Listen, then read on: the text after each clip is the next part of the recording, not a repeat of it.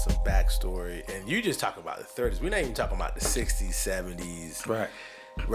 And we're talking about, for us as black people, this is like Jim Crow. But it wasn't, listen, Pahokee Was in particular. Right. When we talk about Palm Beach County, I don't want to talk about anything else but Palm Beach County. Come on. We were the first to, the black-white thing, we were the first to integrate. Start squashing this. Right. Yeah. Uh-huh. So even when it came down to farming, there were blacks and whites there. There were blacks and whites there. I just read it. There were blacks and whites present. You answered my question. Right. So the opportunity was there to develop, to create wealth for yourself was there. And they didn't even charge you to farm there at the time. Right. Now later on, we talk about, there was a time when they divided the land into parcels and things like that or whatever for people to actually purchase. Right. But when we talk about the rush was, listen, come to Pahokee. Right. The crops are there. The land is there. It's protected by the natural, you know what I'm saying? Yeah, the natural high ridge that we have. Yeah. That is now downtown. Yeah. It was protected. Yeah. And you could come here and you could farm crops at high market value. You know, you can get, you know, the prices of our crops skyrocketed. And we served this whole region all the way to the coast. We served them. Yeah. We fed them.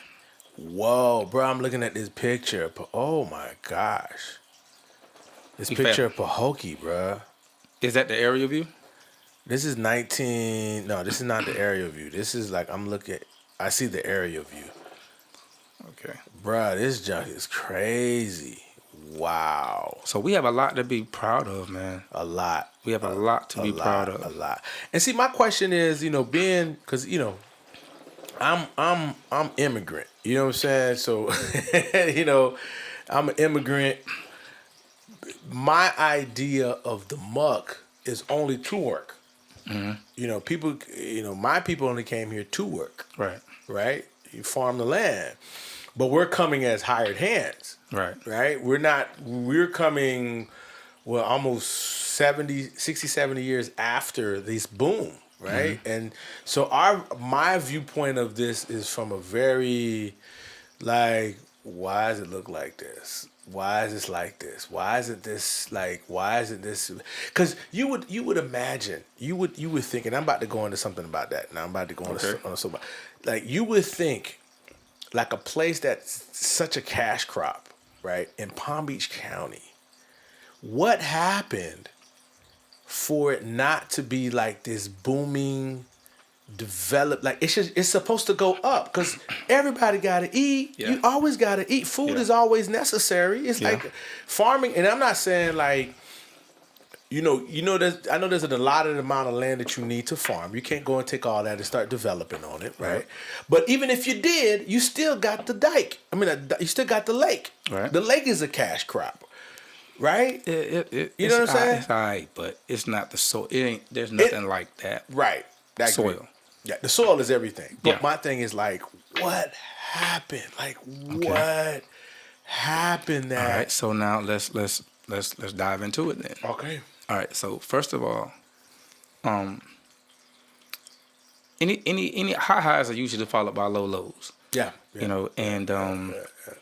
So we go from farmers rushing in and creating wealth for themselves to now we got the sugarcane industry pretty much taking over, right? So guess what? Here's the problem though. Sugarcane, the process was mechanized. Yeah. And when you mechanize something, when people usually did the labor, now you have machines doing the labor. Yeah. So it affects the number of jobs that were actually available. All hands can't be on deck when you have machines doing, much of the work that people could have been doing. Right. So you lost some jobs there. You lost a lot of jobs there. A lot of jobs. All right. So that's one thing. I spoke with Derek Berry, and like I said, he's one of the most intelligent guys I've ever met. Yeah, cool guy. And he pointed out something to me that was also part of our problem on the muck, and that is we lost our middle class. Yeah. We lost them. Yeah. So this is where we To are what? right What do now. you think? What do you think? What do you think caused that? I don't know. I don't know. For whatever reason, we lost them. Yeah. And maybe Yeah. they made their money, and And jetted. they Yeah. maybe that's what it was. I don't know. Probably. Yeah. Maybe Because when I think about black people that are from this area, because there's a lot of them live in Palm Beach. And when okay. I say that, I'm not talking about like recent years. Right. I'm talking about like I know folks that they grew up here they were either born here or came here, let's say 1920s, 1930s. Their parents came here or their grandparents came here. Parents grew up here, made and then they moved Right. west. They moved. I Okay. mean west. I mean they moved east. They Okay. moved east. I know a couple of folks like that. Like, and I know a lady in Del Rey like that. Right. I know a couple of families in Del Rey like that, and they moved that way and stuff like that. So I could kind of see how that could happen. Yeah. Well, maybe we didn't do a good job in terms of local city government in meeting these people's needs as well. That's true. Maybe there was something that we didn't do to keep them. Yeah. So we lost them, and when we lost them, you got to realize when we lost them, like it's like the middle class. It's not just a financial thing. It's also the mindset. Yeah. Different. It's been proven that different people on different levels, poor, middle class, and upper class, they think differently when it comes down to a lot of things. Everything from how they deal with their children and what they Right. teach their children, Right. what they instill in Right. their children, Right. things like that. So there clear differences in terms of the mindset of people who are in poverty versus people who are in middle class and upper class. Yeah. So think about this: people who are middle class, usually they make more money, Yeah. right? Usually they invest more in their children in terms of tutoring, in terms of other supports, Yeah. things like that. And usually, people who are middle class attract other businesses, Right. right? So if we're making a lot of money, businesses will come because people in middle and upper class have disposable income. Yeah. People who are in poverty, they don't have disposable income. But here's funny though, when I'm thinking about Belglade in the early, was it 40s, 30s, 40s, and 50s, you had one of the first black-owned funeral homes in Belglade, right?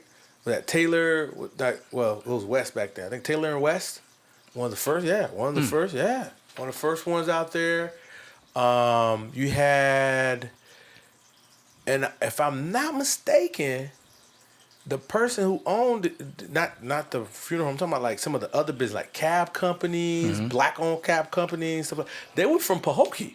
They're from Pahokee, and they just service Belglade, Pahokee South Bay. And you know what's crazy? My brother's dad, he was a cab driver, and Mr. James, Come on. James Gladman. Wow. That's what he did. And Wow. I'm talking about, that was, like I said, even when I was a kid, I saw these things, and that's when we had the skating rink back then. I remember that. Right there, right between Skater, Polk and Begley, right bowling alley. We had a bowling Yeah, alley. I remember the bowling alley Had in a bowling Belgrade. alley. Yeah. And we had to drive in. Remember that? Jeez, We had to drive in. I still remember that. Like it hurt me.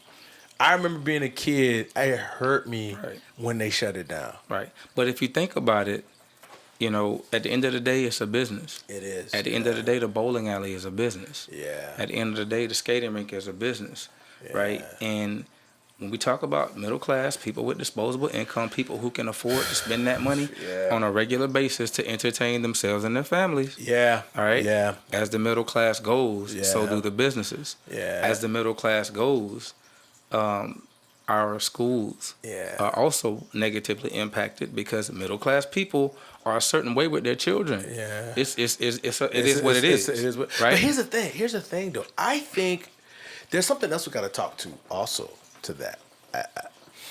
And I was talking to somebody about it. And they said this to me, and I was like, wow, I never thought about it like that.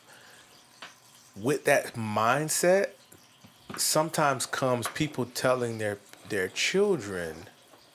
It's that old thing where you got a guy that has a business and he tells his kid, "Man, I don't want you. This is some hard work. I don't want you to do this. I want you to do something better." Mm-hmm. But Dad, you got a business. Right. Why don't you tell me to come and run your business one day? Mm-hmm. You're telling me, "Hey, go be a doctor. Go be a lawyer." I don't want. So I think there's this idea too. Part of that, whatever middle class we did have, they didn't encourage their children to come back to help support and to help sustain this community.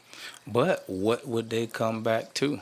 Right. That's the other problem. And that's what, when you talk to people, there are a lot of successful people from the muck, and they're all over the country, in different places of the world. Yeah, I know. And they love the muck, but what can they come back to? We haven't done a good job of creating opportunities for them to come back and have an impact on our community. Yeah, but right? I think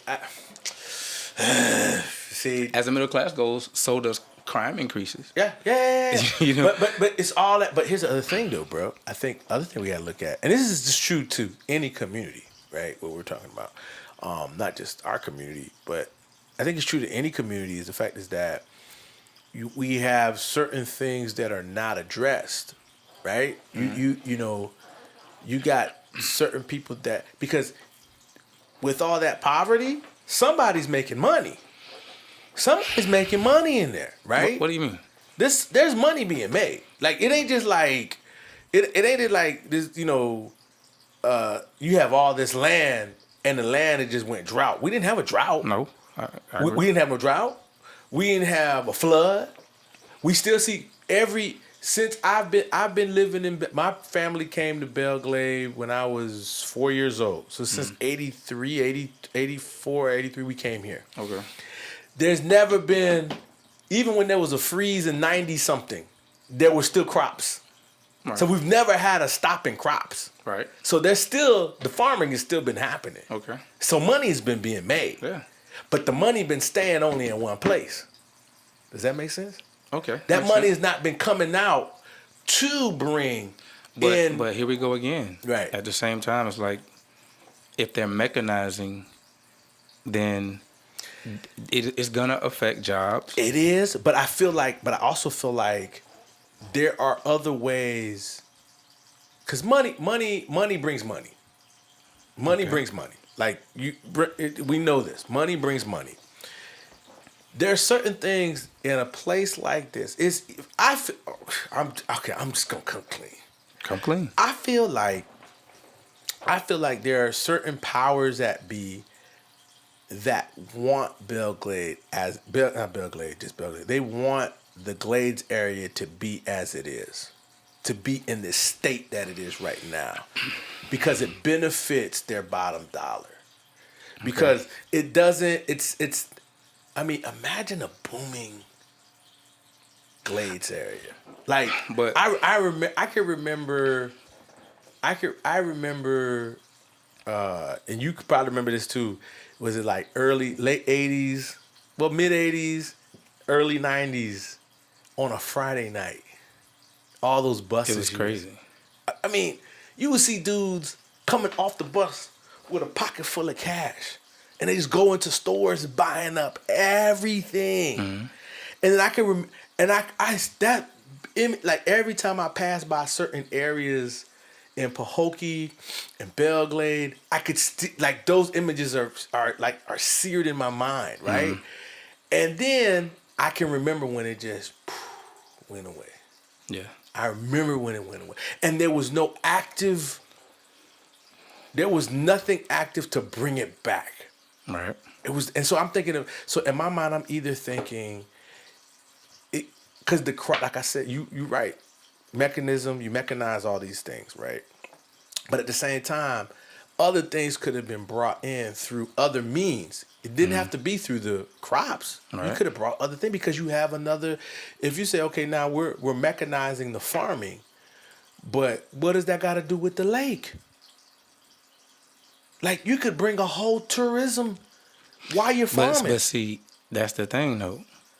The lake was And I could be wrong. I've never known the lake to be the actual moneymaker like that. It was the soil. It was the farmland, and then farmland brought a lot of people, and a lot of people, in their recreational time, they spent time at the lake. Right. Right. Right. So I don't look at the lake like it was, and I could be wrong, but I don't look at it like it was the moneymaker or the main attraction. Right. And it's funny that every time we have elections and things like that or whatever, people bring that up. Right. As if the lake is the answer to all Pahokie's problems. The lake didn't make Pahokee, right? The soil did. Yeah, but the soil is, for lack of better words, it's under the hands of only a few right now.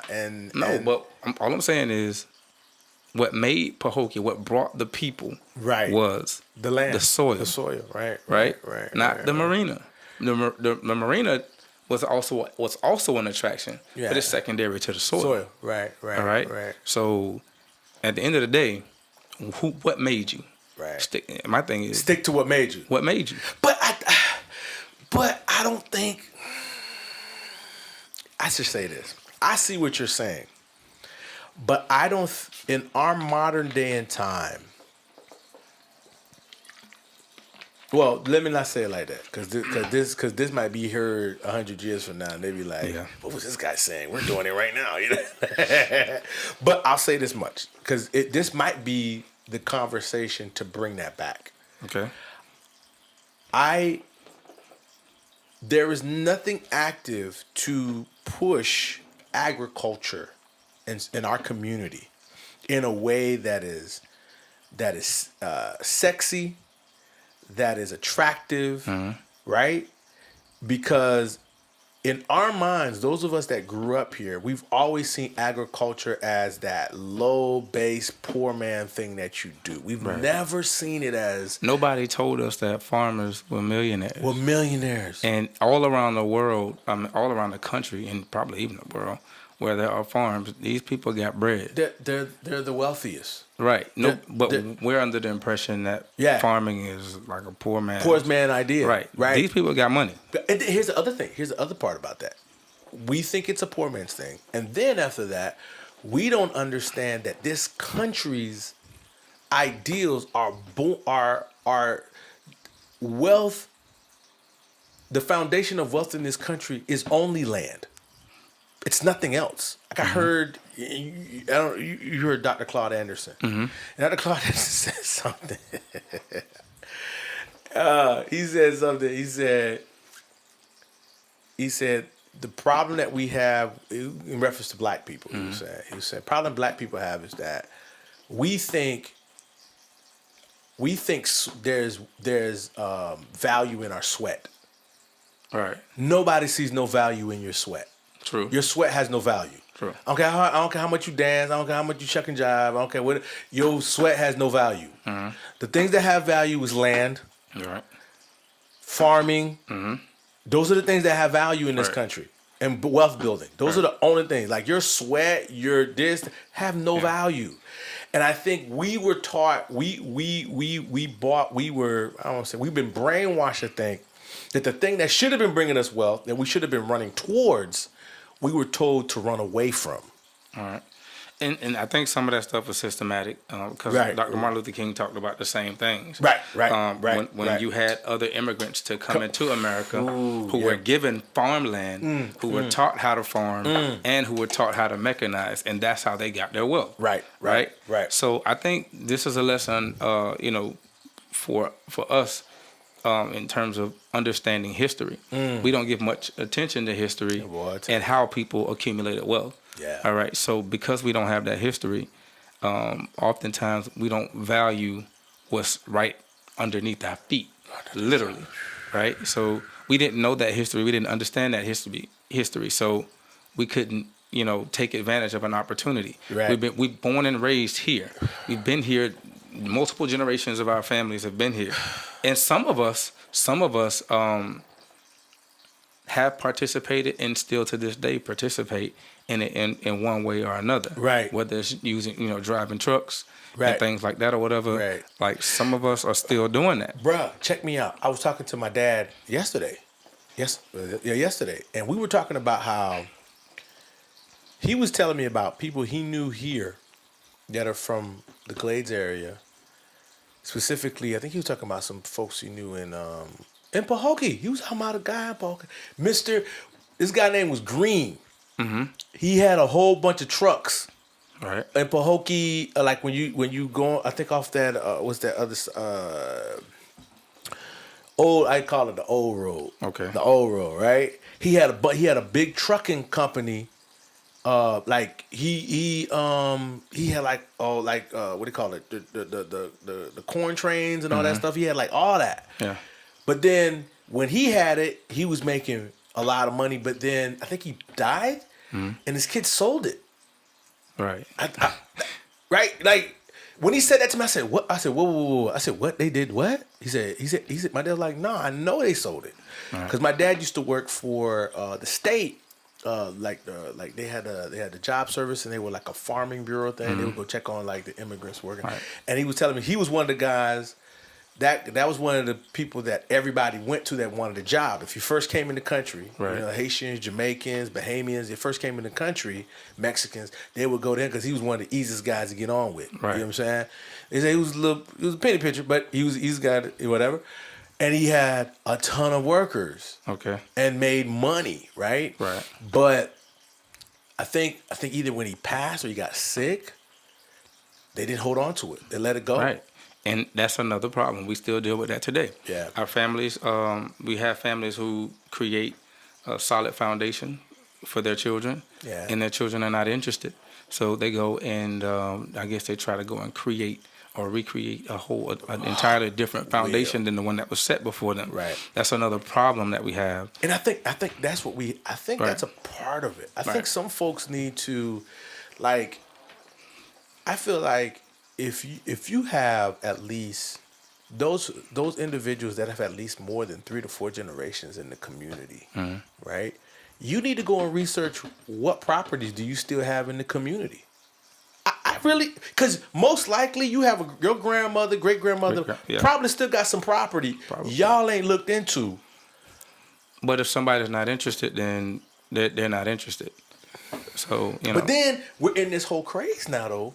And I'm saying this in a sense because, now we're in this, especially with us black folks. Right. We're in this whole craze of, entrepreneur, but we're looking for the sexy things, right? Mm-hmm. We're looking for the sweat, the stuff that looks good, but that stuff those are fads. Mm-hmm. Go and get the, man, I'm going to give you, okay. Like right now as we speak, my grandfather on my dad's side got tons of land in Haiti. Right, tons of land in Haiti.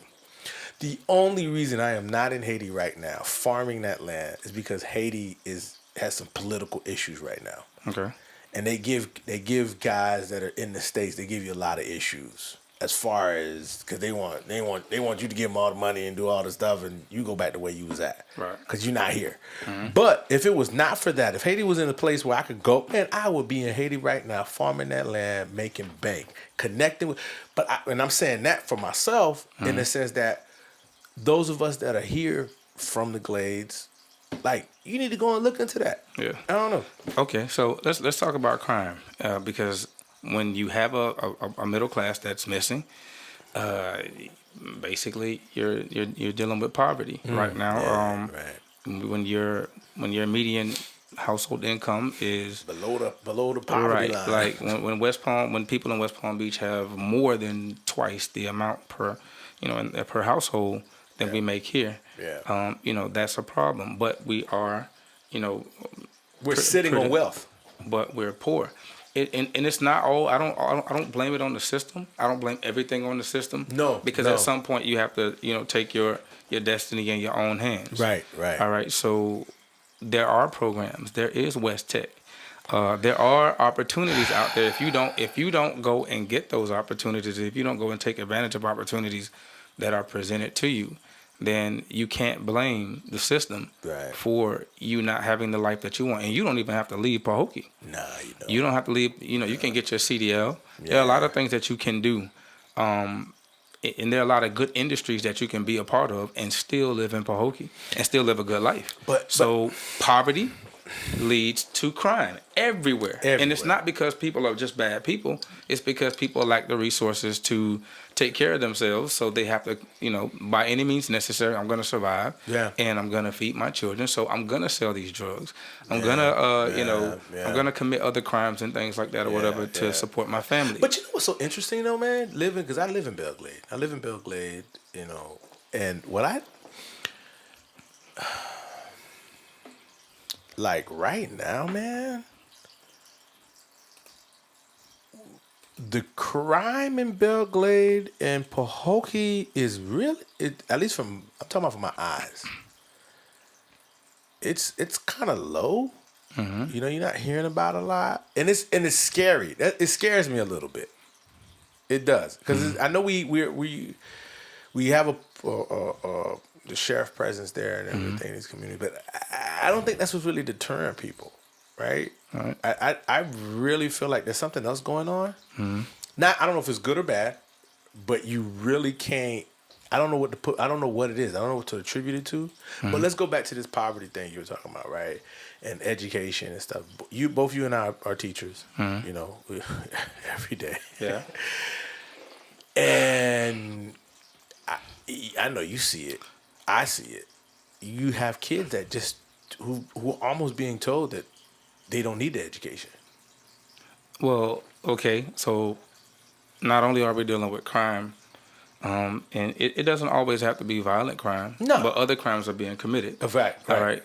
That's just, it's a correlation with poverty. Right. You're gonna have crime. That doesn't mean that rich people don't commit crimes, because we know they do. We know. And we know people in middle class commit crimes as well. Of course. All right. They usually have a means of kind of getting off or whatever, or people turn a blind eye to them because of their status. Right. But generally when we talk about crime, it's usually associated with people who are in poverty. Of course. All right. So now let's talk about the culture.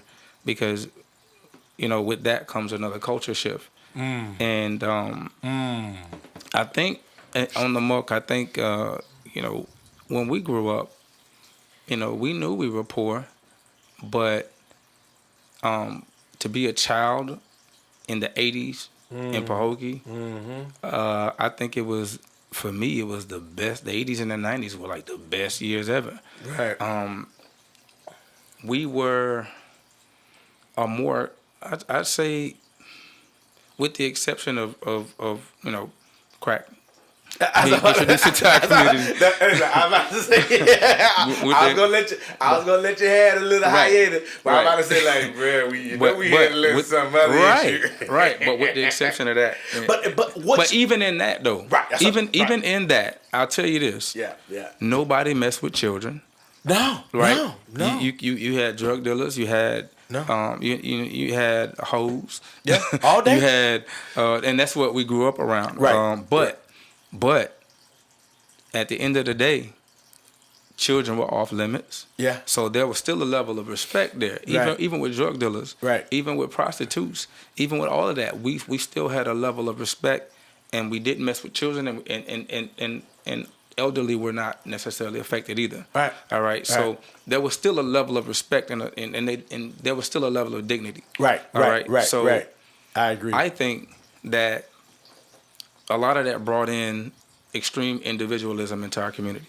All right. People started kind of being about themselves. And what brought that? What you think brought that? I think it was just a part of the I think it's something that really did spread all over the country. Yeah. I think we kind of really got a little loose with our morals at that time. Yeah. And, it was kind of like, it was crazy. Yeah. But for us as children, it was the best time ever. Oh, man. Yeah. All right. Yeah. So yeah. Another thing that like really got me too is that I think, like I said, we lost our balance. We had a healthy balance. I remember, we had this one kid. I don't even say his name or whatever, but we knew his family had money. We knew his family had way more money than we did. Right. And we even called him Money Man. Right. You know what I'm saying? Right. But he played with us. He played with us. He hung out with us. Right. And things like that or whatever. And it was no issue. Nah. Right. So I think, when you hear people talk about in other cities, celebrities who, people who were well known actually lived in our communities too. Right. Dr. Umar kind of touched on that as well. Like, you know, that doctor lived right down the street from you, right? that lawyer, that dentist, right? all of these so-called important people, right? They live right down the street. We saw them, right? So it wasn't a big deal. Yeah. Right. Matter of fact, you saw. It wasn't a big deal to you if the guy down the street became what he saw, because you saw that. You saw that, like, and you had a level of respect. Yeah. For that, but I think, you know what? I think also Bill, and I'm about to tell you something I told some folks when I lived someplace else. I told them that Belglade, Pahokee, South Bay, we were a rural urban community, meaning that we so happened to be in a farming area, in a farming town, but we had urban problems. We had urban issues that infiltrated our rural community. Okay. Right? And so with that, you had those benefits of a rural community where you can meet your, play. A wonderful place to raise children. Raise children, like baseball. I mean, I played baseball from whatever. I was telling the guy today, I had Arabic friends, I had Hispanic friends, I had white friends. Yeah. You know what I'm saying? It was but then at the same time, we had a crack problem. I knew crackheads. I knew them every day. You know what I'm saying? I remember I was telling some kid was like calling another kid a rockhead. I said, you ain't never seen a rockhead before. You don't know what that look like. Yeah. I can tell you what a rockhead look like. I saw rock. I don't see rock. Yeah. I don't see rockheads riding with whole lazy boy chairs on their back, bruh, on a bicycle, stealing somebody's house. But at the same time, I can still remember, being able to go to certain places in the community and having a great time, despite these epidemics in the country, epidemics in the world that were happening. There was still this rural community. But I think also we were being but little did we know, it's now I'm realizing, little did we know, we were being told not to come back. I know that for sure in Belgrade. I know that from Belgrade. What do you mean you were being told not to come back? We were being, I'm gonna give you an example. I can remember in school, like the people that are that were from Belgrade, like that were our teachers and stuff like that. Some of them, maybe you listen to this, I'm just being honest what you told us. I can remember where they would be like, well, you better act right, or you gonna end up like them people. You gonna end up back here in Belgrade. Yeah. Right? You know what I'm saying? You gonna end up back here, you like, and then so unconsciously you're being told,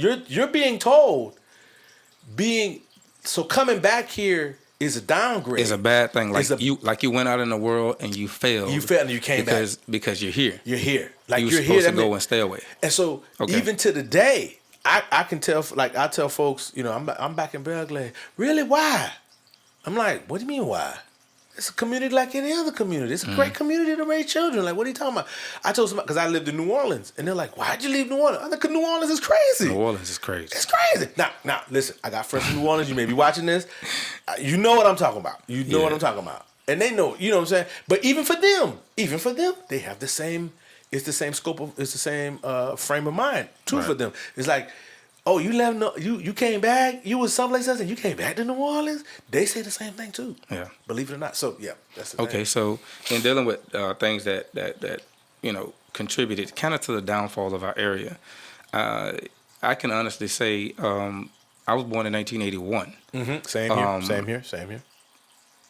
To see Pahokee in 2020. Oh boy, it's not better than it was. Almost 40 years ago, bro. Right. Yeah. Bro. So all of these things actually, like I said, they contribute. Now, one of these things I got to add to it because, in my opinion, I believe that everything is good in its place. Yeah. And just like the soil was what started it, and then you added, the marina became another attraction that was good. I think sports also became another attraction because we started doing so well. We have a lot of people who've gone on to play professional sports and things like that or whatever, and I think that's great, and I think that's an inspiration to our children. Right. However, I think it should have been an added attraction, Right. and I don't think it should have become king of the muck. Yeah. And right now, we all know that football is king. Yeah, unfortunately. All right? I say unfortunately. It's my thing is just it's a matter of balance, and the only reason I say that is because you have some guys who are just good. They're just good. They belong on the football field. They are good. And the thing is, you see it in them when they're young. Yeah. You see the superstar in them when they're young, and you can like, okay, that kid right there going to the NFL. Yeah, like he is just that good. Like some children are just gifted like that. Right. But the issue with that is, and the reason I said we need the balance is because you have some children, because football is king, they grow up and they don't have those abilities. Right. But they want to play. Yeah. Because we've made it. Yeah. We've made it like, Yeah. you got to do this. Like it's because of where you're from, this is what you're going to do, right? And what's crazy about that is that you have like a whole situation of mistaken identity now. But my point is this. You have children who like for example, I had this kid, he was exceptional at math. Right. He was exceptional. I was actually substituting in South Bay at the time, and he got in trouble in class or something like that, and I was actually helping them establish their fun day for that day. So I was out on the PE field setting up and everything, and they sent them out there to me. Mm-hmm. So he kind of followed me around, helped me out, and all this other good stuff. And after we finished setting things up, I walked him back to class. When we walked back to the classroom, the children had already started working on their math worksheets. And it was one of those things where they have a bunch of problems on the sheet, a bunch of math problems, and you just go through them, and it's computing, basically. Right. You just, All right, so these children had already started. Right. And I didn't want to just dump them off in the classroom, so he got his paper, pencil, and he sat down, and I sat next to him. Mm-hmm. All right. And at first I wasn't paying attention. I was just kind of sitting there. But then I saw he was kind of moving pretty fast. And I'm like, no way this kid is getting all of these math problems right. No way he's getting all of them right going that fast. Right. So I decided to kind of look. So I'm looking. And I started from number 1, and I followed him. And he was getting every single one of them right, no problem. My gosh. He actually finished before everybody in the classroom finished. Man. And then he did something that made me think. Without saying a single word, he quietly stood up. He walked around his desk, and he looked back at me, and without speaking, he spoke to me. He had this little smile on his face, this little smirk, right? Yeah. And it was like he was telling me, "Oh, you thought I was stupid." Right? You thought I didn't, you know what I'm saying? You thought I didn't have it. Right. So what I'm saying is, and then that made me think, I said, wow, this child that's in South Bay, he can be an engineer one day. He could be a mathematician. Come on, he can be. Come on. Obviously, like, he's good. Yeah. He got every single one of them right, and he finished before everybody. And I said, wow, the world may never know. The world may never know how this kid is, because guess what? He's gonna want to do. Yeah. He's gonna want to play football for Glade Central, and that's it. Yeah. Like, forget this. And that's the only issue that I have with the imbalance that we have. Yeah. Is that and he may or may not be a great athlete. It does, But my point is, but the you perspective, have people. Though. Yeah. You have children who grow up, and that's all they want to do. Right. So they abandon their talents. Man. To try to hang with people who are really good at it naturally. Yeah. And that's the imbalance that we have. And I think part of that is our fault. And in many ways, I think from a cultural standpoint, I think we've failed our children in many ways. Yeah. Because we, and without intentionally doing it, we're teaching them that, their other talents don't matter. Right. They're people that can sing. Come on. They're people who are, like I said, good at math. They could be future engineers. They're children who can take things completely apart and put them back together again. We have so many children who are gifted. We have rocket scientists. Right, we do. We have rocket scientists literally walking around us, and we're. But what is it? How is a child supposed to feel when they work hard to make A's and B's? Yeah. Right. And the city doesn't applaud them. Right. The people don't applaud them. Right. They applaud the children who were, C's and D's and, barely making it, barely eligible to even play. They're applauding those children. Right. So what incentive do I have as a student for trying to make A's, straight A's and B's? But then check this out. I think it's also a problem. Go back to that culture piece that you were talking about, bro. It's also a problem with the culture. Like overall culture, not just, let's say our community is Belgrade, but it's overall culture in America right now for a long time. Let's go back to that drug culture. That drug culture was the idea that it's not necessarily the selling of the drugs. It's the fact is that this was quick money. So now we're looking for the next quick, we're not looking for the next quick thing to get. So to us, so we're selling our kids is that the next quick thing to do is become an athlete. That's the quick money. Yeah. So you can be 20, you can be, if you're good, you can be 22, 21, 22, you can be a millionaire. Right. But they don't tell you this. Right. For every Janoris Jenkins, there's going to be like 100 that fall, that don't get anywhere close to it. And herein lies the problem. Janoris has always been a great athlete. Yeah. And some people, they're made for this thing.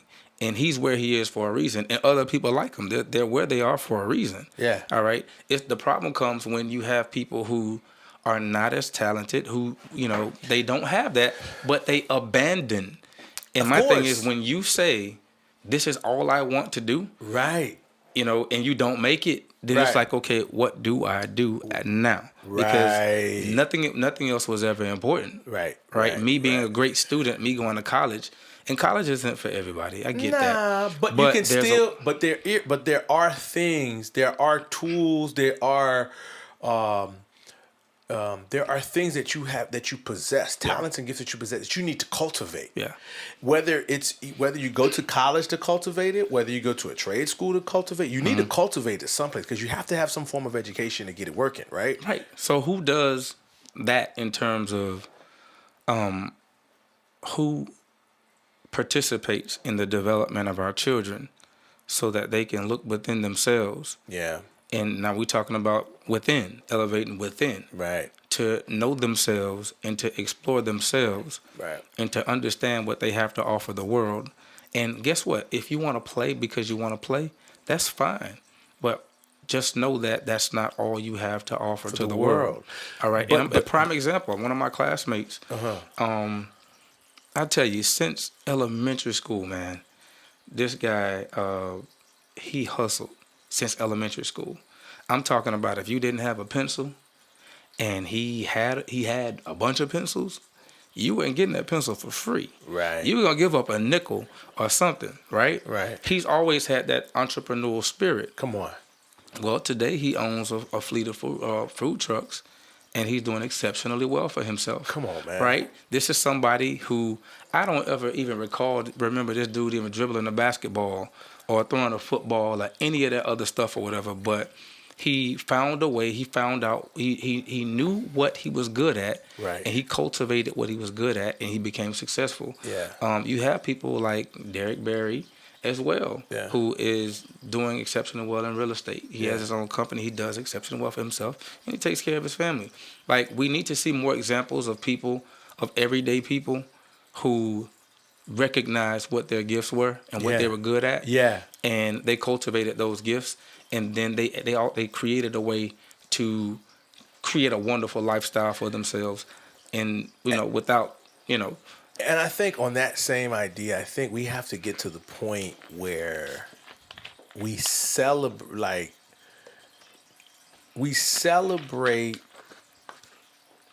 the things people need to be doing. Like, we need to stop celebrating the sexy, the popular. Like, we need to stop.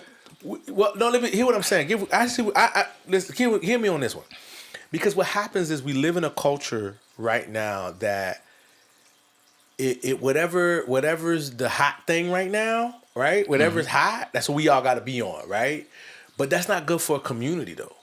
That's not good for a community, especially a rural community, because then what happens is you have a bunch of people going towards things that are not in, that's not even their lane, right? And then so you got parents teaching kids, you got people encouraging other people to do things that's not even in their lane, it's not even their frame, they're not even built for that situation, right?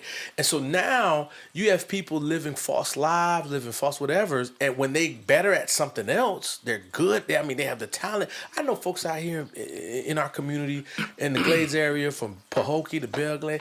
I mean, they can cook you up something, man, that ain't like you gonna get food you ain't never ate before in your life. They know how to cook. You got other folks, they know how to create things straight from their hands. Right. But they're not using those things because they're around here they're clout chasing certain things, right? And so when you have that type of situation, now they're teaching their children to clout chase. When you have that problem, that's why we got people. You have people, I see people whose child, like, they're getting mad that their child is not playing a sport. And you're looking at the child, you're like, your child ain't even built to be playing that sport. First of all, I get it, but you're pressing them. You're pressing them. And mind you, I gotta say this. Say it. You know, even average athletes from Pahokee, you know, even pretty good athletes from Pahokee often don't get a chance because the competition is so high. Even same thing in Belglade. Yeah. The competition is so high. So many people are so good that if that person that rode the bench went somewhere else, there'll probably be a starter. Yeah. Right. So the competition is there. Yeah. I don't blame a child for wanting to participate. All right. I don't blame the parents for wanting their children to participate. My thing is, just while you're participating, understand that that's not all you have to offer. Exactly. That's it. Just understand. And when I say balance, that's what I'm talking about. Yeah. Just understand that there's more. You have more to offer than just that. Yeah. Because if you really look at the odds of you making it to, you know, the NFL, the NBA, or whatever, like, you got to understand there are a lot of people from all over the world who are competing for those positions. Right. Now, you can do it. All things are possible. And I got to say this: all things are possible, but all things are not probable. And that's the balance to anything can happen, right? And I'll add to that. All things are not needed. Like I'm gonna be honest with you, and this might create some issues. We don't need another football player from Belgrade or Pahokee. And I'm gonna tell you why. I'm gonna tell you why. I'm gonna give you my perspective. And this will be very controversial. What is it bringing to our community? What value Okay, I'm does glad it you add? said that. I'm glad you said that. I mean, at least for Belglade, Pahokee's a little different. Y'all got, But we for deal Belglade, with similar issues. for But Belglade. you know what? I'll say this. The athletes that have, and I know some of those guys personally, it has not added any value to the community. Okay. At all. All right. So let me say this about what you just said. I think we do, and I'm gonna tell you why. Okay. The problem is not the next NFL football player. That's not the problem. Mm-hmm. All right. The problem is when you look at local government. The problem is when you look at your city, you know, specifically. Yeah. All right. And the people in it. Yeah. If I had millions of dollars right now, Yeah. I don't trust anybody with it. Yeah. Because trust me, a lot of these guys have given and they saw what happened when they gave. Yeah. And they said, okay, I don't trust anybody there to invest my money in this or to invest my money in that. Right. There's nobody who's ready. There are a lot of people who are ready to give. Yeah. But they can't because they're not trustworthy people where we're from. In any capacity you want to look at that in. Yeah. Whether it be giving money to the city for particular things. Yeah. All right. Money go missing. I'm not gonna give my money anymore. Right. Right. Until I find somebody that I can trust right. to do what I want, what I need, or what needs to be done with the money that I give. Right. I don't think it's the athletes. And the only issue that I have with that is that it's almost like an unwritten rule, and you see it time and time again. It doesn't matter whether they're from another city or another state or whatever. The thing is, I think we have a system to where a lot of people are inspired by people who are from where they're from, who go off into play professional sports. A lot of people are inspired by that. Yeah. The problem is inspiration doesn't change a city.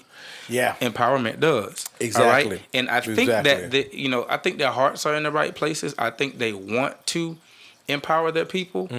I just think that like we're not ready for them. What are they gonna put their money in that they can actually trust somebody to make real, lasting changes in their community? Right. All right. So all I'm left with as a millionaire is inspiration. Right. And inspiration is never really good enough. It's about empowerment. Teaching and helping people to lift themselves up, to light their own fire within themselves, to discover within themselves what they want to do in life and to go after that and to give back just like they want to. Yeah. Right. But I also think that's a part of it. That's a part. But I think in some cases that's a well thought out process. But I don't believe, at least for Berkeley, I don't believe most of those guys are in that place. They're not in that frame of mind because their actions outside of the city don't show that. It doesn't show that they have a conscious, because there's ways to do things. Like there's ways to do things for your community through other vessels, right? Because of course, we have the school board, you have all these things. You have means through there to do some things, right? And you could use those means. Those means are there for you. I believe, I say that, and not in a condescending way to those guys. Right. I think what it is that nobody instructed some of these guys.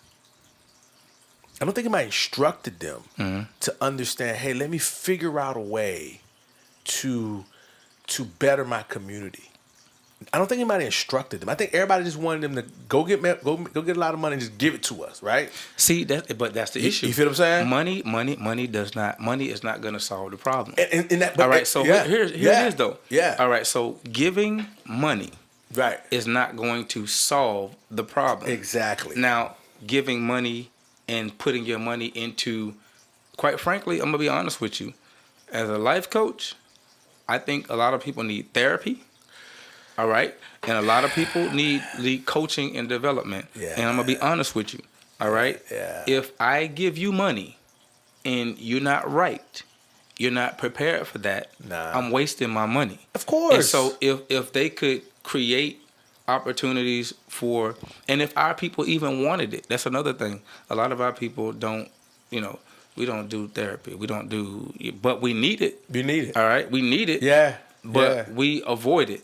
You know what I mean? Yeah. So when you've gone through that process and you come out of it a better person, right? You come out more prepared for real change in your life. Yeah. Right. Yeah. So until you see a therapist, until you get a life coach to help you develop to the point where you can actually take advantage of money being given to you, right? Then there's no amount of money that I can give you that will change you. I'm gonna tell you about poverty. Yeah. You know how many people hit the lottery for millions and are broke in a couple years? Come on, man. That's a poverty mindset. Yeah. So money is not the problem. Nah. All right. So we need services that will help the people who want to be in a better place. Right. Because everybody doesn't want to be in a better place. Some people are fine with life on the muck as it is, and they're not trying to do anything different. All right, and you know what? There's nothing wrong with that. There's nothing wrong with that at all. As long as you're not violating other people, right, there's nothing wrong with that. You know what I'm saying? So my thing is this. But here's the other thing, though. Not to cut you off. I'll keep that thought.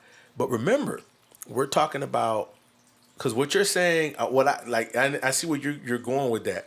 But I want to make it clear that I think some of these guys were never taught how to. I don't think they were taught that what you have, what you've been blessed with, right? This could be used to benefit your people, right?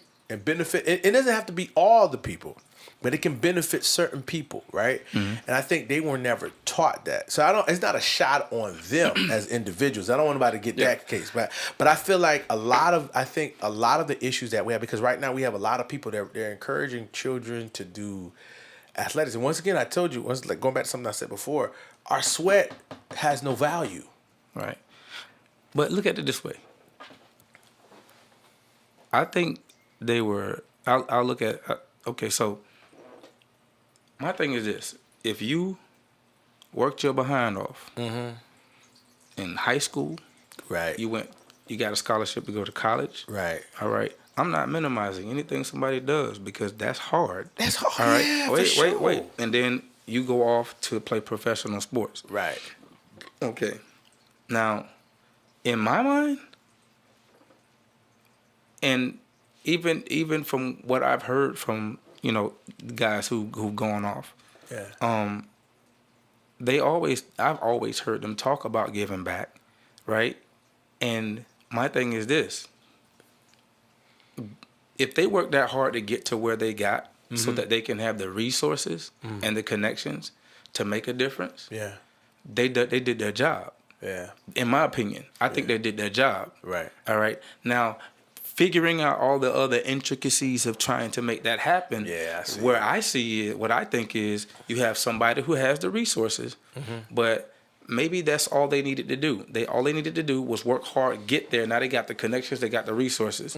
Now over here, you have somebody who knows exactly what to do, but they don't have the connection and the resources to do it. Yeah. But they know exactly what to do. Right. All right. So you bring those two together, and you got somebody with resources, and you got somebody who knows exactly what to do. You bring those two together, and you can create change. Yeah. All right. Yeah. Now another issue is, do they want it? Do the people want it? Yeah. And it's not that you say, "Hey, I want it." It's what your actions show. Yeah. Yeah. Yeah. Are you showing me that I'm making the right type of investment? And I think the empowerment is when you find people who are where you're from after you've got the resources. You find people where you're from who really want to take their lives to the next level, and they're willing to go through whatever process they need to go through in order to do that. Yeah. And those are the people that I think that money invested would benefit more, and rather than just kind of shelling out money. Right. You know what I'm saying? And you don't want to do that. You don't want to, But I think a lot of them have attempted to do that in the past, and I think they were burned. Yeah. And now they don't trust nobody. They don't trust anybody. All right. So until you show me an organization that got their stuff together, that is willing to be transparent, and willing to show me where my money is going. Right. All right. And not only that, if it's in children, I want to see a product. I want to see what my money is doing. Until you can show me that, I'm sorry, I can't continue to give my money. I can't. Yeah. Until you show me. Yeah. Until you find an organization that can do what can benefit our children and the adults. Yeah. All right. What can empower our children and empower our adults.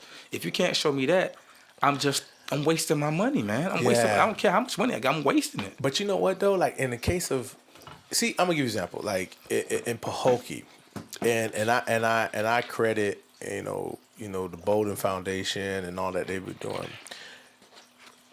He got the stadium named after him. Right? He didn't have to go. He went to the right. He got the right people to go to the right people to get the stadium named after him. Right? In Belglade, they could have did the same thing. A group of them could have got together and figured out, talk to some people, say, how can we get our names on this? How can we build a facility? What can we do? And that's why I said I don't think they were taught. You know what I'm saying? And years ago now, I did hear that Riedel Anthony had an opportunity for people who could sing, to actually audition for America's Got Talent or something like that. One of those shows, American Idol or America's Got Talent. I did hear about that a long time ago. That Riedel Anthony wanted to create that opportunity, and it didn't necessarily turn out well. Right. In my opinion, retailers, listen, there are people out here that are talented. They can sing. Yeah. I want to provide an opportunity for them. Yeah. He did his job. That's what I'm saying. Yeah, but he did his job. I agree. I get that, but I'm talking about. Okay. Let's look. We're gonna compare. We're gonna do a Belle Glade to Pahokee comparison. Right? Okay. Belle Glade. The number of NFL athletes that we've had to go compared to Pokey's is astronomical for just the NFL. Right. It's crazy. It ain't even right. All right. Right?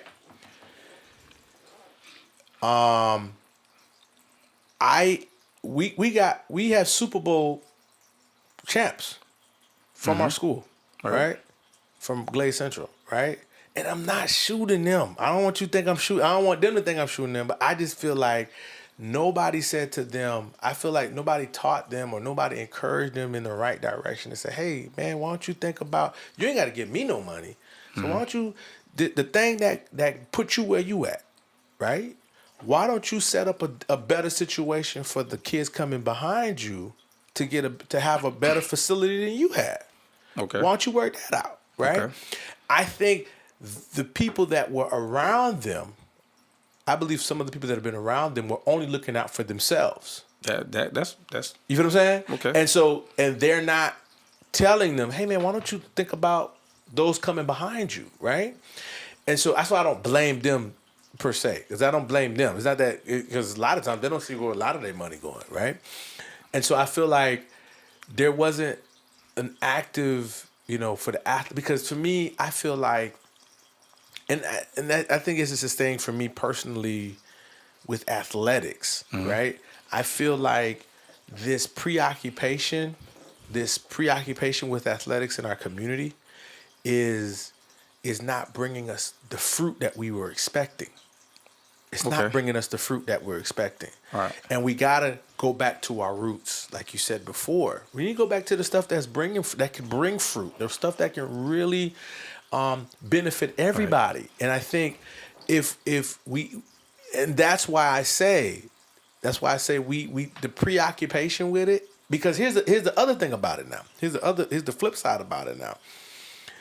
The people that have been selling us, that have been trying to create a narrative about our community, also created this narrative that, they only got athletes over there. Right.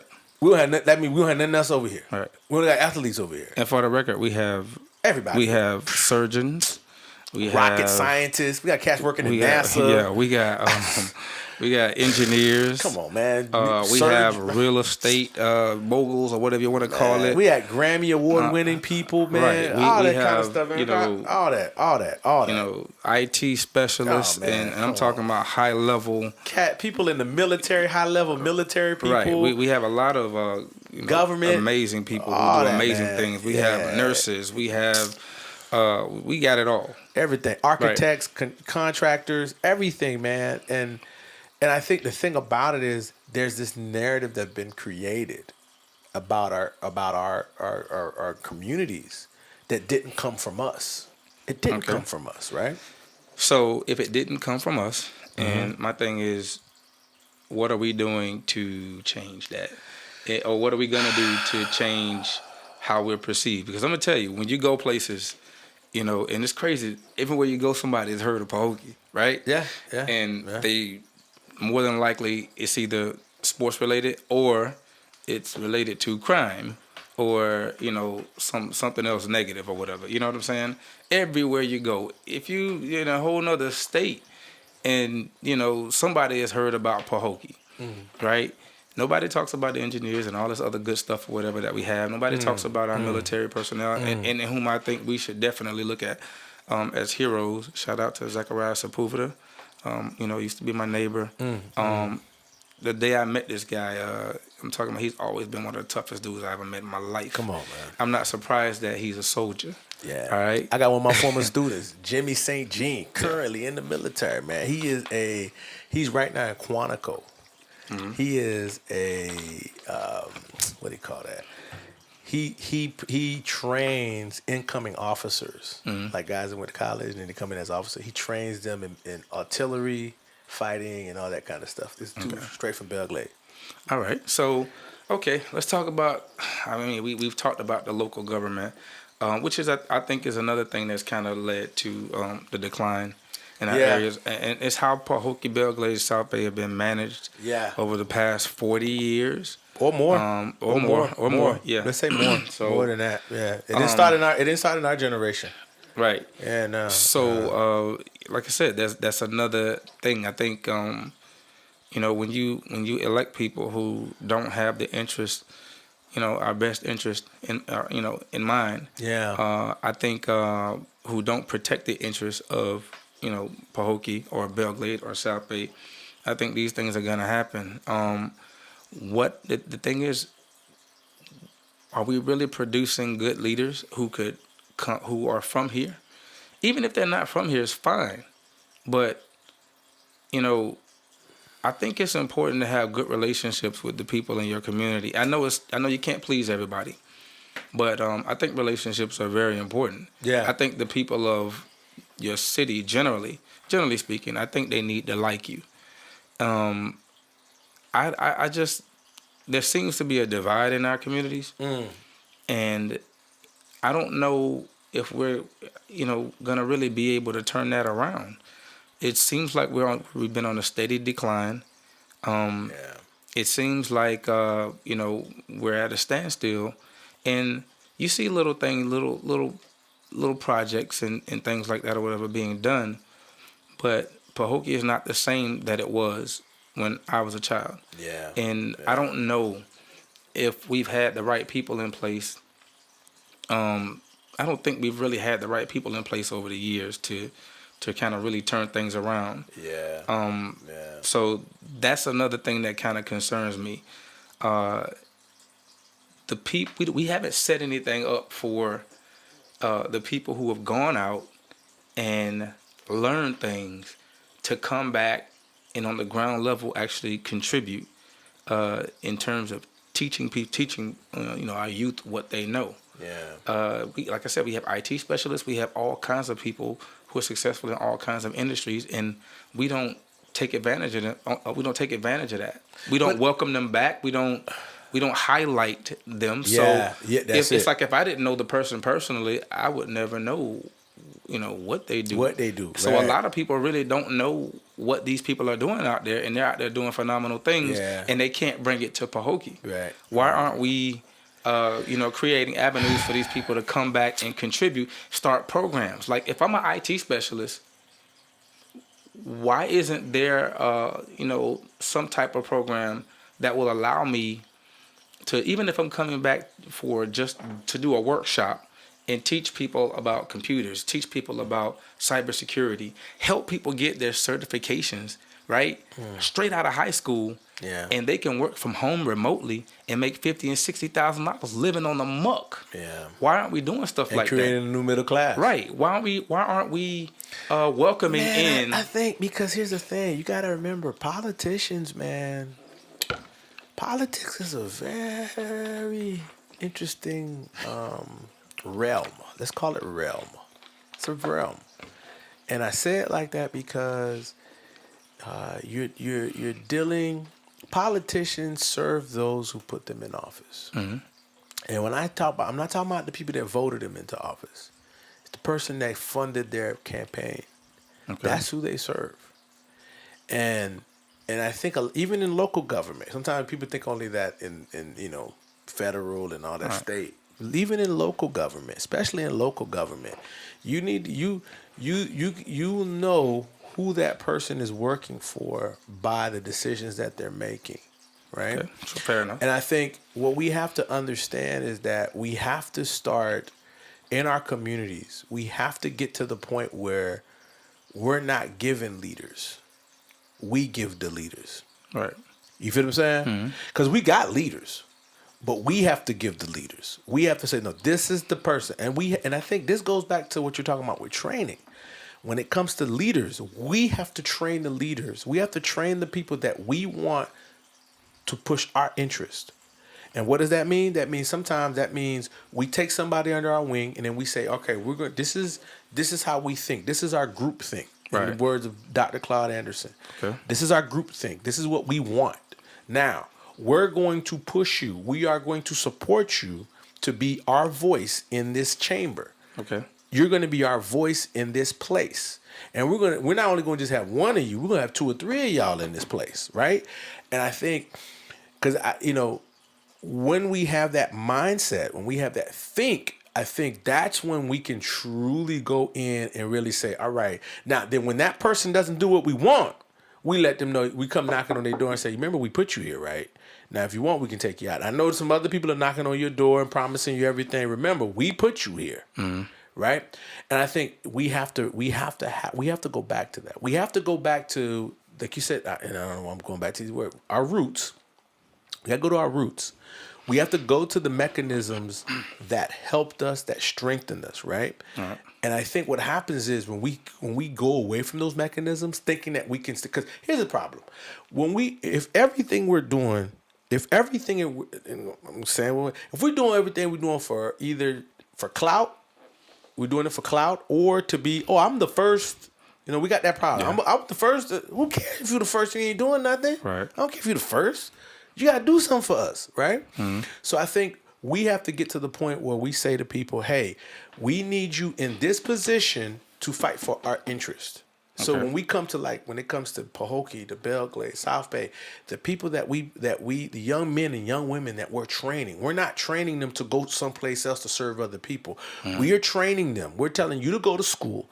We're telling you to go learn this thing, to come back, and you're going to be our voice. Mm-hmm. You're going to be you're going to be our mechanism to get what we want again.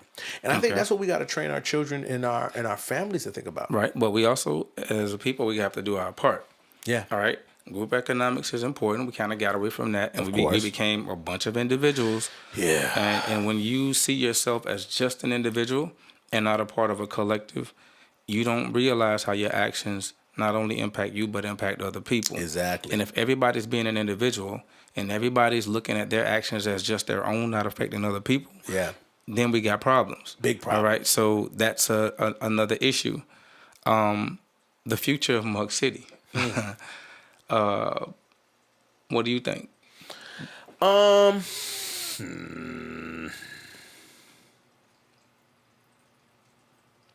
say I'm an optimist. Okay. I'm an optimist. Even with some of the ways I talk, I'm still an optimist.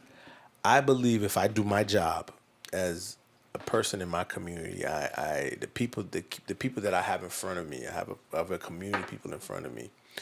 If I talk to them and I explain to them their power, and that our power is in our unity, and I stick to it, and then I encourage those that are younger to come back, our future is bright. And we tell them to come back, and we're preparing things for them. Right. Right? You know what I'm saying? As we do that, the future for Muck City is bright. Okay. Right? But I have to do my part. I am not expecting some outside force to come and do that for me. I'm not expecting any governmental force to come do that for me. I have to encourage other people like myself that grew up here, that remember these very wonderful times and dark times at the same time, but at the same time, good times, right? Right. And encouraging them to say, hey man, come back, right? You have something to offer. Your skill sets are translatable anywhere. Mm-hmm. There's some people that their skill sets can translate anywhere, and helping them understand, hey man, put your people to work. Hey, let's find something. Let's put you have a business. Put your people to work. Yeah. Figure out a way. Let's figure out a way. Let's talk about it.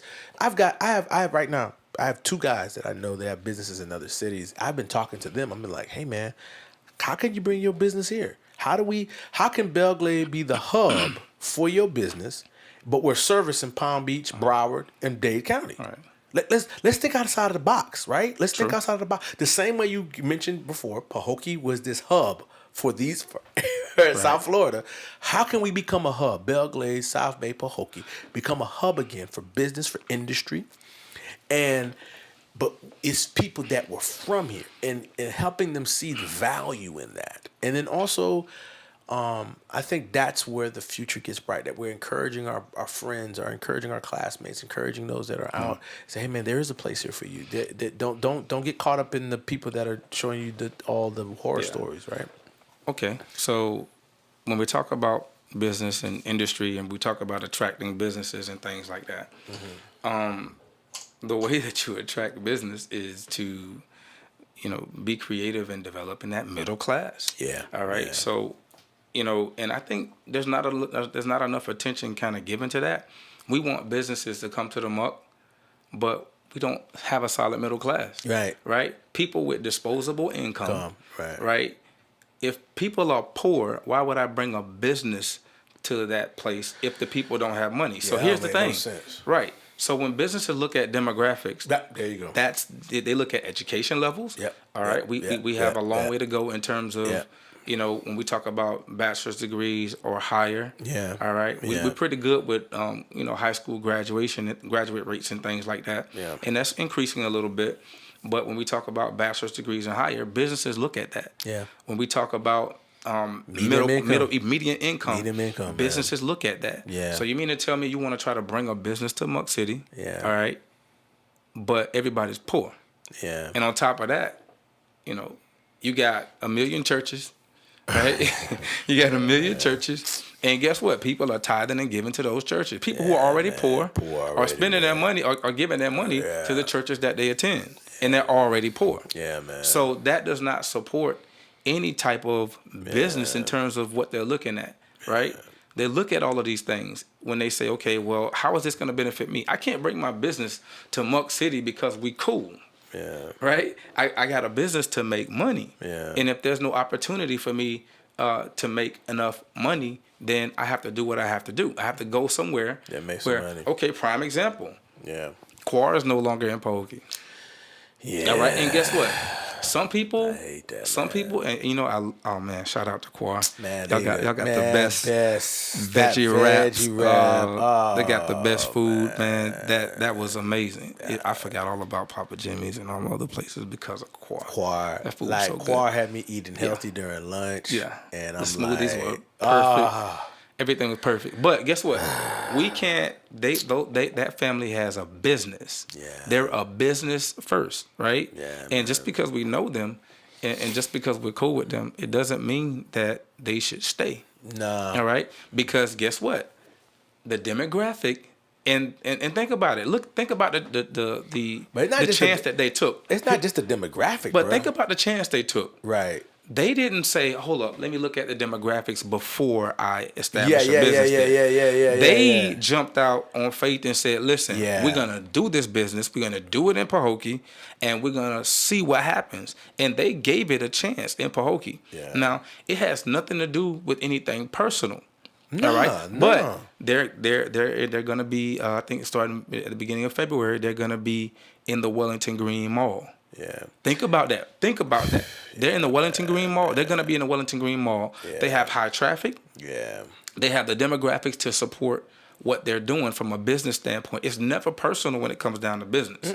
All right. So this is the reality of the situation. Yeah. The demographics that support all these other businesses that exist over there in Wellington. Yeah. All right. They're there for a reason. Yeah. They did their homework. All right. But you know what's so funny they though? tried. They tried. I heard a part of that was also going back to the government, or that strip, that little strip mall. It can't keep people because it's too expensive. When I heard, I was like, wait. When somebody told me that, it's like it can't keep businesses because whoever owns it, they keep the rent high.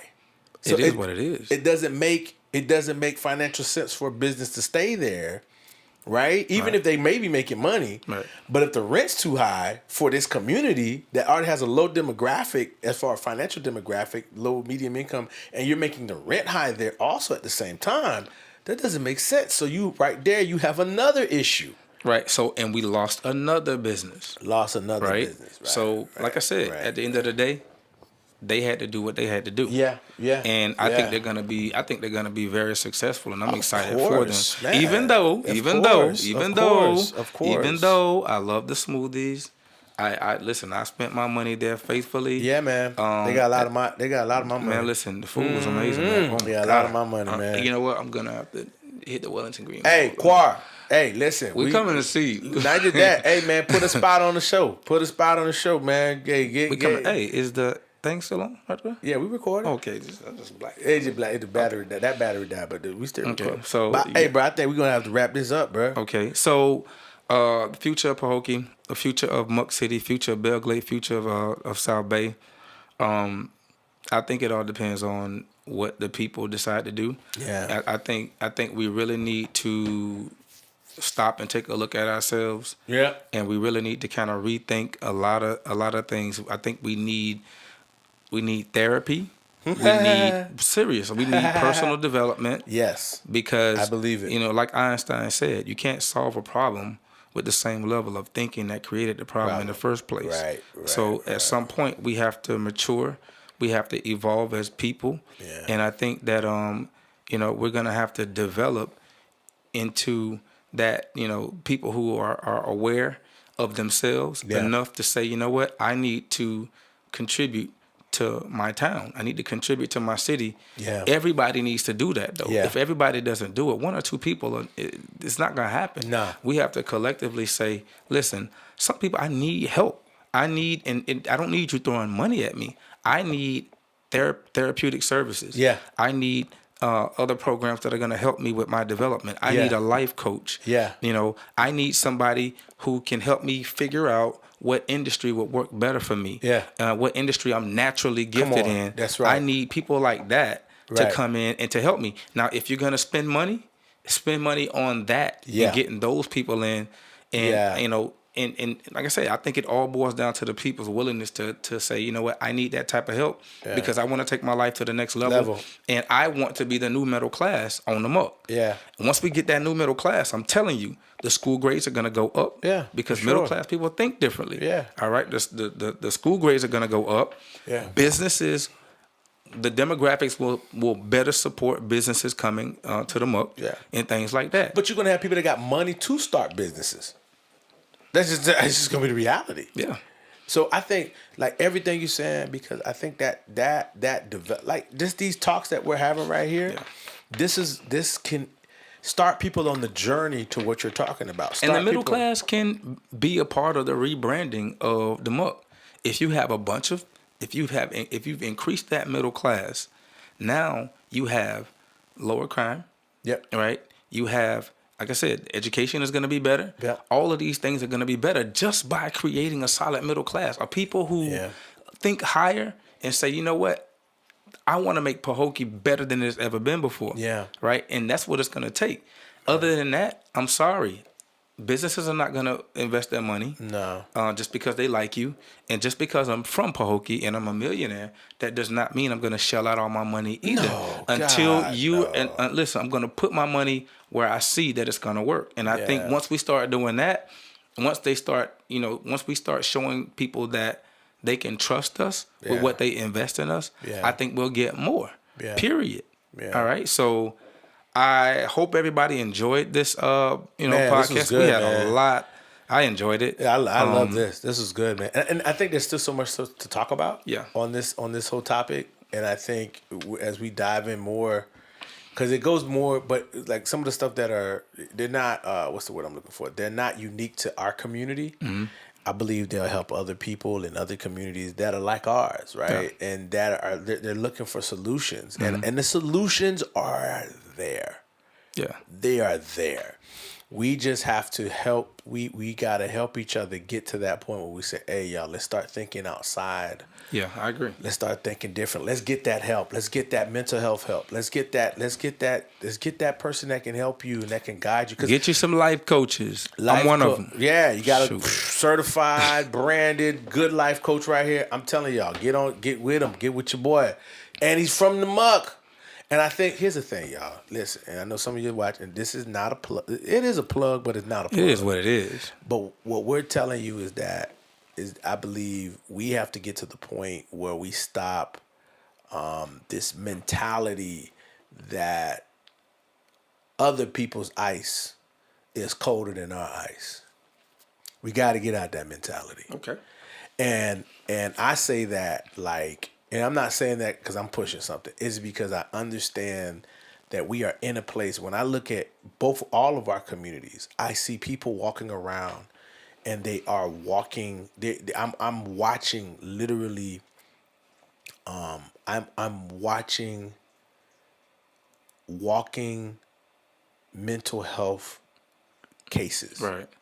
I mean, when you see a parent, we work in schools, and when you see a parent, every time you see them, whether it's morning, afternoon, school function, evening function, they have the same dress attire.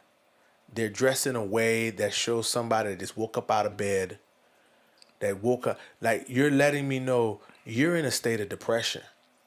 You just don't know it. Yeah. We got parents that are in a state of depression. They're in a state of, and they're raising children in this state of depression. Mm-hmm. They're teaching their children that this is normal, this state that they're in. Mm-hmm. So we have a bunch of people who need to be taken out of this state of depression. And one great way is to get with people that can help you out of this situation, help you out of these places. Because if we can't get out of that, because now you're gonna be making mistake after mistake, because you're in a dark place. Mm-hmm. We got people walking, like, I literally see walking zombies. Yeah. But you know what? I agree. I just think that, our people really need hope.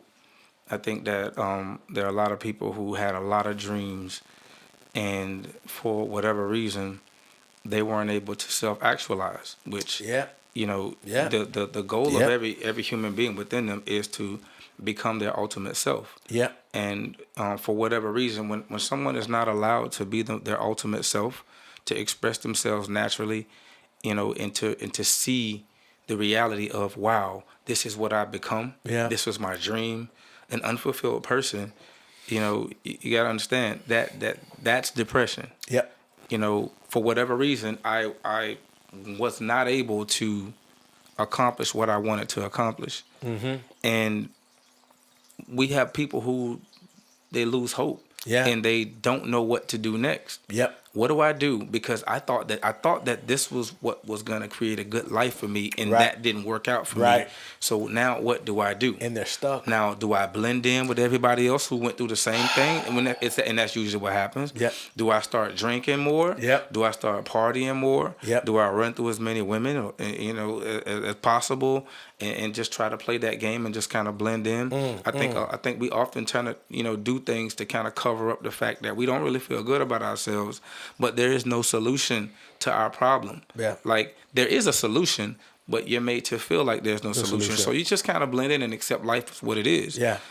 I think that, whether, maybe I need to do some workshops and some seminars and things like that, on the muck, to help people kind of, discover more things about themselves. Yeah. So they can see that they still have something to give. I don't care if you were a superstar in high school 20, 30 years ago, and you're here and you might be 40 or 50 or whatever. Yeah. There's still some things that you're good at, and there's still some things man, that you got can so do. much life to give, all right? man. So, but people need to be guided. Yep. Through a process where they can see that. Exactly. Right now, just walking around, a lot of people don't see that, and they think they're done. They're just waiting to die. Yeah. You know what I'm saying? Ooh. But they have so much more to offer. They have so much more to offer, man. They have so much more to offer their children and their grandchildren, and I think we need to help people see that in themselves. Yeah. And I think if we do that, and if we could do that with enough people, I think the muck would be a so much better place, and I think our future would be so much brighter. Yeah. If we could get people to get there within themselves. Yeah, man. That's why I always say I like to see people elevate within. Yeah. Because that's where it all starts. If you are afraid, don't worry about it, man. Just get some help. Yeah. There are tons of resources out there. There are tons of services out there, and when people see you doing good for yourself and actually changing, and they see that you're serious, more people are more likely to participate in terms of helping you get along. Yeah. Get along your way and discover. Yeah. So, I don't care if you even in church, man. Oftentimes, you see people in church and they've been in church for 20 years and they haven't changed. All right, and it's not because of the preacher. No, It's not the religion. No, Oftentimes, that's what they at. if you're not right within yourself, and if you haven't reached that thing within yourself, if you haven't discovered great things about yourself, you don't have the confidence to really use what you learn in church. Yeah. Right? And so a lot of people are stuck, even people who come to church. So for the churches out there, if you really want people to grow, if you really want people to develop, and if you really want to make a difference in your community for real, like, you need to have some people who are therapists. You need to have some people who are life coaches. Yeah. You need to bring these people in, and you need to work with these people, because a lot of people are sweeping things under the rug. The pastor can't and they're solve not getting everything. any better. The pastor can't solve everything. Right. He cannot answer every question. Right. But believe it or not, and I went to seminary. The Bible doesn't have an answer for every. I know people who Bible got an answer for everything. Yeah, in context.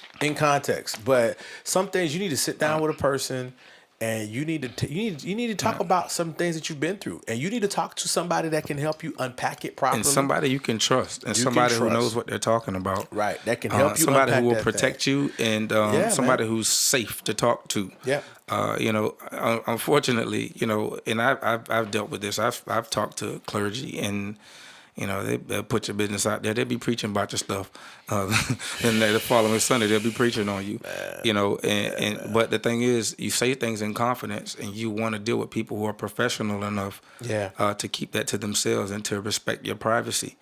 You're opening up to them because you want to change. You want to do better for yourself. All right. So in that, there's a certain level of professionalism that we need to have when we're talking to people. Stop spreading people's business. Stop talking about people who said things to you in confidence. Yeah. And that's where trust is built. All right? Because if you hold that, then they'll be likely to share more. Yeah. And it's all about that person's growth. So, bruh, man, this was good. This was good. Hey, man, I can't wait for the next episode, bruh. I can't wait for the next episode and this series. You know what? I want to hear. I'm gonna try to get Alvin Dean to the next one. Hey, man, let's get him in here. Nobody. Oh man. Yeah, let's get him up in here, all right, man. Yeah. Let's get him up in here, man. Well, y'all, this is Elevate From Within podcast. The State of the Muck. State of the Muck. Hey, man, continue share this with your friends. Let them know about what we're doing, and so that we can get more people out here, so we can help, so we can elevate our community and get it to where we want it to be. This is your boy Mo, and this is Derek B. We out. We out.